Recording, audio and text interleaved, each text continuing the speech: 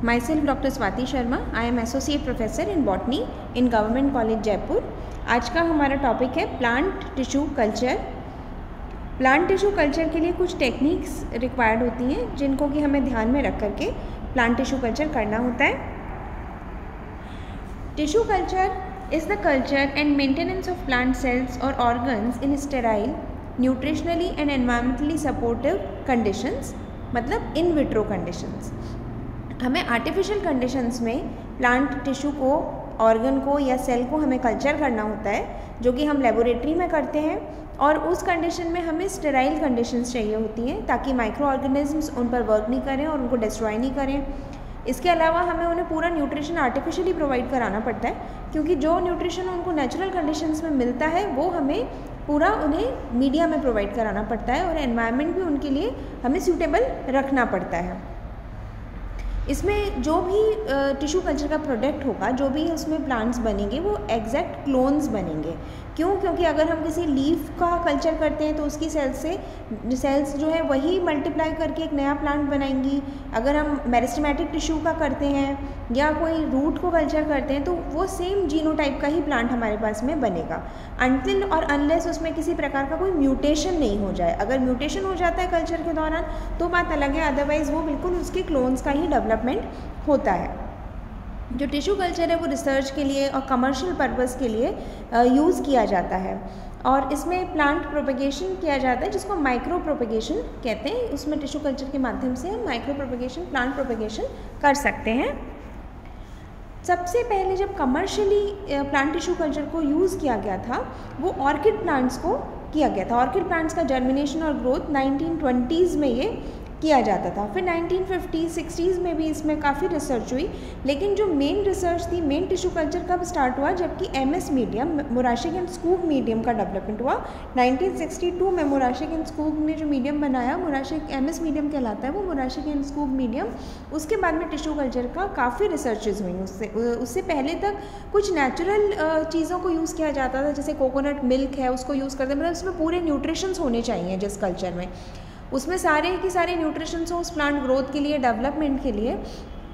तो वो सारे न्यूट्रिएंट्स जो है एमएस मीडियम में प्रेजेंट होते हैं, और मेनली टिश्यू कल्चर में एमएस मीडियम को ही यूज़ किया जाता है। इसका जो टिश्यू कल्चर टेक्निक्स है वो वायरस एरेडिकेशन के लिए, जेनेटिक मैनिपुलेशन अगर करना है, सोमेटिक हाइब्रिडाइजेशन करना है, तो इस तरीके से ये रिसर्च में, प्लांट इम्प्रूवमेंट्स में ये बहुत इम्पॉर्टेंट है। इसके अलावा इन विट्रो कंडीशंस में जब हम किसी प्लांट को मल्टीप्लाई करते हैं, ग्रो करते हैं, तो उसे हमें कुछ कंडीशंस देनी पड़ती हैं प्लांट सेल्स को। उनको एक पर्टिकुलर कंडीशंस चाहिए होती हैं जिनकी उनकी कुछ रिक्वायरमेंट होती है, उसके बिना इन विट्रो कल्चर नहीं होगा। पहली रिक्वायरमेंट है एप्रोप्रिएट टिश्यू। इसमें कुछ टिश्यूज़ होते हैं वो कल्चर करने के लिए बेटर होते हैं, उनको अगर हम कल्चर करेंगे तो अच्छे से प्लांट डेवलप होगा। और अगर हम किसी ऐसे टिश्यू को लेंगे जो प्रॉपर कल्चर नहीं होता है तो उससे प्रॉब्लम आएगी। जैसे कि मेरिस्टेमेटिक टिश्यू जो है जनरली वो भी टिश्यू कल्चर में काफ़ी यूज़ होता है। नेचुरली मेरिस्टेमेटिक टिश्यू है जो कि रेगुलर जिसका फंक्शन ही ये है कि डिवाइड करना और नए सेल्स को प्रोड्यूस करना, तो वो बहुत इजीली कल्चर हो जाता है। ये एक एग्जांपल है कि एप्रोप्रिएट टिश्यू भी हमें चाहिए, कौन सा टिश्यू सूटेबल है टिश्यू कल्चर के लिए। इसके अलावा जिस मीडियम में हमें उसे ग्रो करना है उसमें सारे एनर्जी सोर्सेज होने चाहिए, इनऑर्गेनिक सॉल्ट्स होने चाहिए ताकि उसकी ग्रोथ हो सके। ग्रोथ के लिए जो जो रिक्वायरमेंट्स उसे चाहिए होती हैं वो भी उस मीडिया में होनी चाहिए। जो मीडियम है वो लिक्विड या फिर सेमी सॉलिड कंडीशन में होना चाहिए।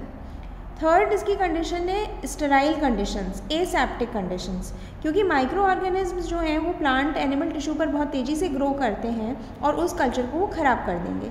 तो हमें स्टेराइल कंडीशंस चाहिए जिसकी वजह से कि उसमें माइक्रो ऑर्गेनिज्म्स जो हैं वो फंगस है, बैक्टीरिया है, वो उसको ख़राब नहीं कर सकें। इसके अलावा ग्रोथ रेगुलेटर्स उसमें होने चाहिए, ऑक्सिन्स एंड साइटोकाइनेंस इसमें रिक्वायर्ड है प्लांट ग्रोथ के लिए।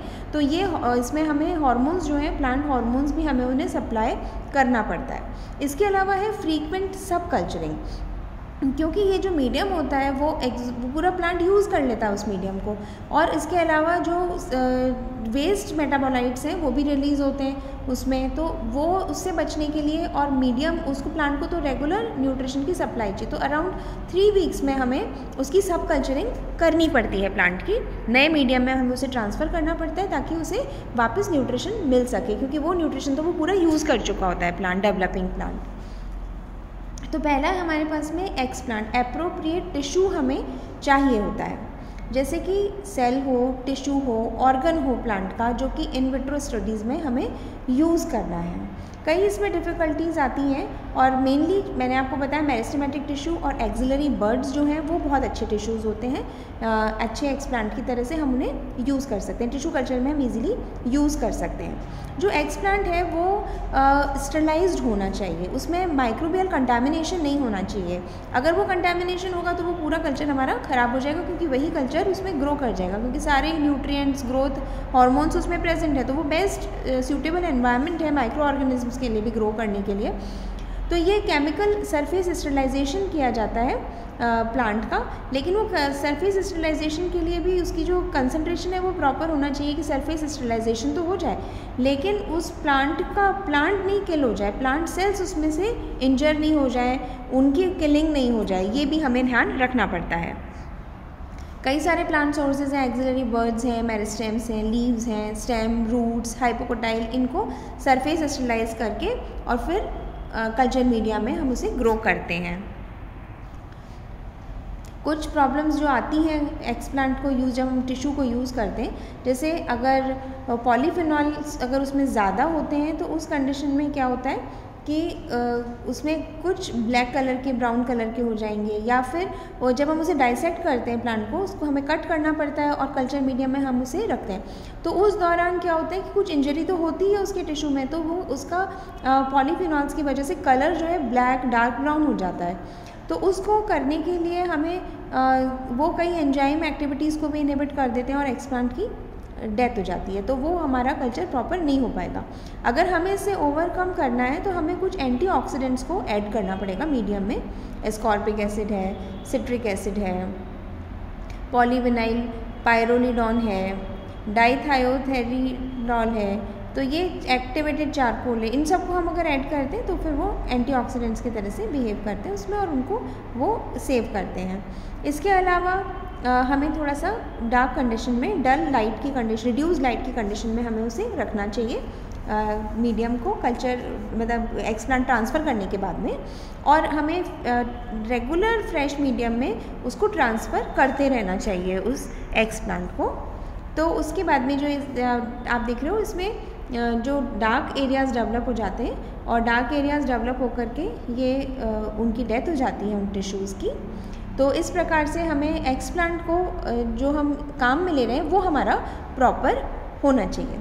आज का लेक्चर हम यहीं तक पढ़ेंगे, बाकी हम नेक्स्ट क्लास में पढ़ेंगे। Thank you.